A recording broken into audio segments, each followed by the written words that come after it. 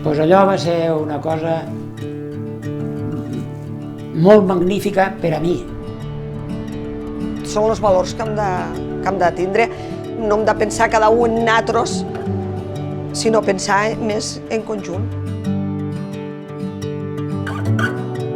La gent de capital ho valora més, que el que tenim aquí al poble. El poble, com que ho hem tingut tota la vida, no sabem el valor que tenim. He adquirit la filosofia de meus iaios, de ma mare, de fer recolzament al poble, i ara és un dels principals objectius que ha nascut en este Covid.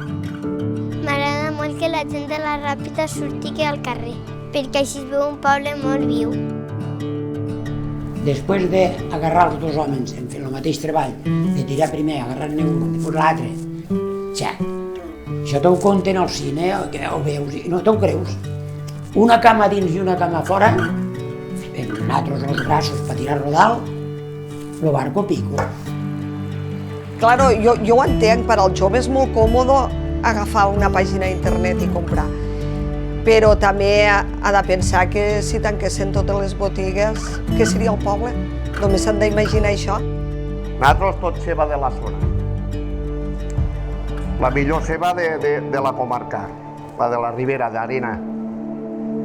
Pelar, plorar i botifarra de categoria. I ara hem de fer el mateix que vam fer amb la pedra. De què és? Ajudar i salvar-nos uns als altres.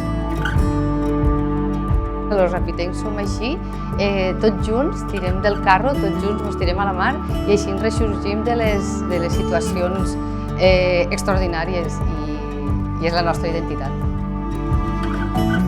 Segur que molt pront tots junts ens sortirem.